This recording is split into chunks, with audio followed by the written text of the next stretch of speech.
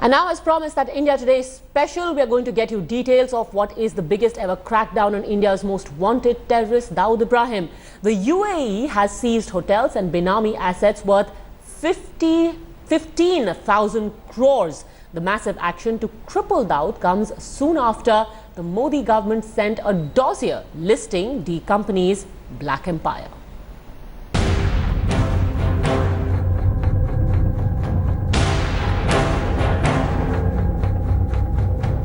Dawood Ibrahim, the name strikes instant fear in the mind of any citizen. The Don wanted by 11 countries, and now the crackdown on Dawood has begun, all at the behest of the Indian government. In the first of its kind swoop, the United Arab Emirates government has sealed several properties of Dawood Ibrahim in Dubai. Home Minister Rajnath Singh, just after taking office, had said that Dawood would not be spared at any cost.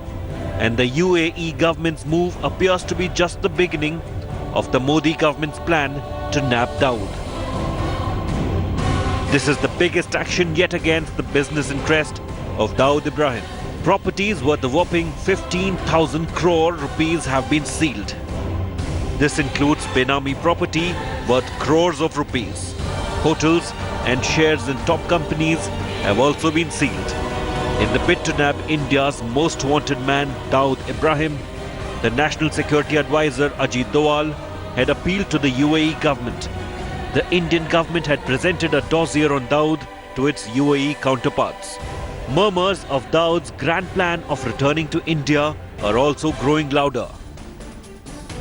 Sources have also told India Today that the government is working round the clock to bring Dawood to justice. A 50-member team has been formed to hunt down Dawood. This team is tasked with keeping an eye on the black deals of the D company. The RAW, ED, Income Tax Department, Interpol are all working alongside this team.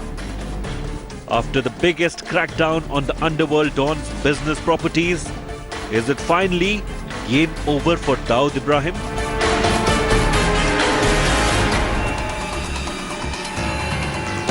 With Majid Negi and Arvind Ocha in Delhi, Bureau Report, India Today. Okay, so let's just give you a brief idea of the nature and the extent of damage that we have managed to cause to Dawood Ibrahim's financial muscle. First of all, his property worth 15,000 crore rupees or more has been sealed. This is Benami property, which was worth several thousand crores. Even shares of his top companies that have been owned by Dawood Ibrahim have been sealed. Now they have been taken away. Kamaljeet Sandhu now joins us on that story. Kamal, you know, this was a process that was set in motion. A dossier was prepared. Tell us the details of what happened behind the scenes, because not only did this require compilation of a dossier that would be taken seriously, but also followed up by diplomatic efforts with the countries where Dawood could be hiding and his properties are situated. Absolutely, Padmaja. This is obviously a shot in the arm for the government, which has been trying for quite some time to actually try and get to Dawood. Now, remember, with Pakistan, it's been extremely futile. But yes, they've been really working as far as investigative agency, intelligence agencies are concerned. They've been keeping a track on Dawood and his aides, especially about their works in UAE. And remember, with the effort that Indian government has taken, especially Ajit Doval, the NSA himself has taken upon himself. He handed over the dossier just about a couple of months ago when the Prime Minister had gone there. This is obviously a continuous effort. And now remember, in the past itself, with the new government here, which is the Narendra Modi government, it's been 2.5 years now. But they started way long back to try and pursue the UAE government to help India fight off terrorism. So whether it was the ISIS modules, whether it was the Indian Mujahideen, they were in a secretive manner helping India all along.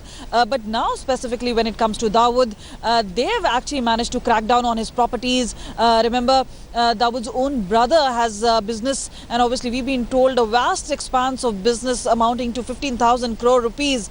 That is obviously quite a huge amount of number. But yes, clandestinely, they've been at it, and obviously they're going to come back and obviously been telling India all along as to what sort of crackdown this has been. All right, just stay with me because I also want to bring in our Mumbai Bureau Chief Sahil Joshi on this story, and why it is important is because Dawood Ibrahim has several properties in Mumbai as well, doesn't he, Sahil? And maybe not directly, but they are controlled and owned by members of his families and do provide him financial benefit. Now that this action has begun, are we likely to see similar action back home on his assets as well? Padmaji, there are two things to this particular question, two aspects to this particular question, because Dawood left Mumbai in 1990, around 89, 90 he left Mumbai, and ever since he had never come back to Mumbai. But despite that, his presence, his gang's presence has always been felt in Mumbai. He himself started paying more attention to the international business, but his henchmen like Chota Shakil or his brother Anis Ibrahim had always been involved in Mumbai underworld.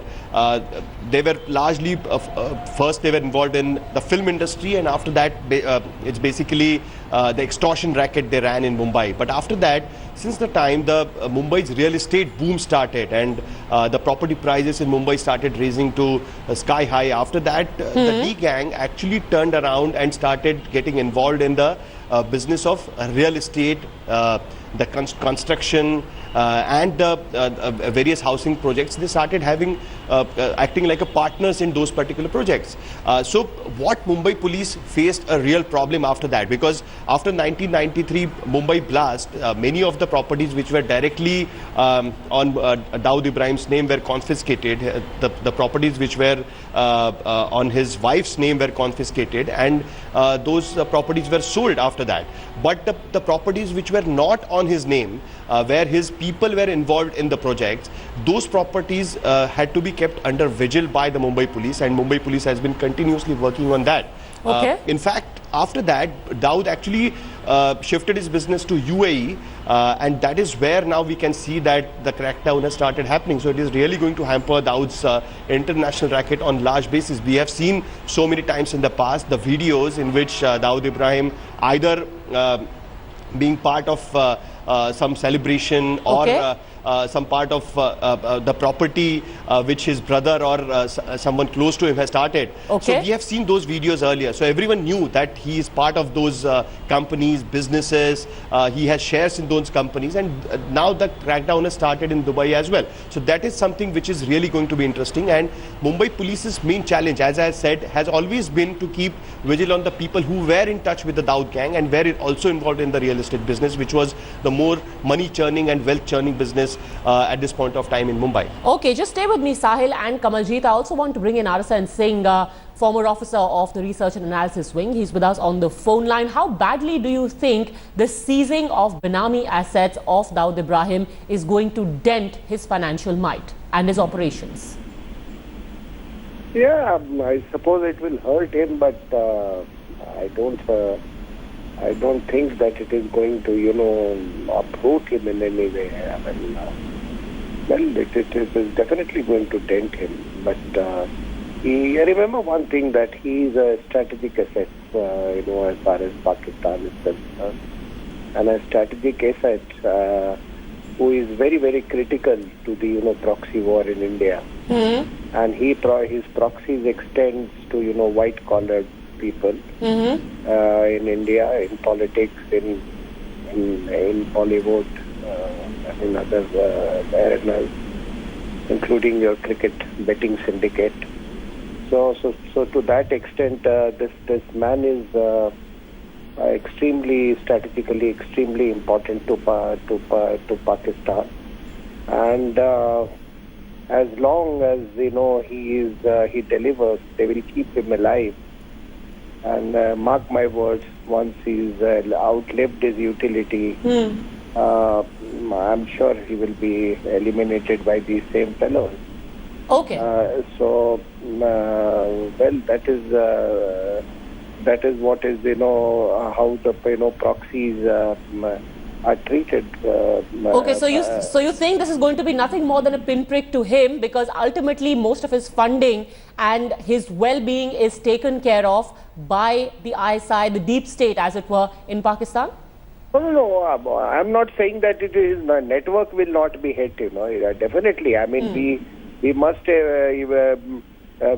continue to circumscribe him the way we are doing.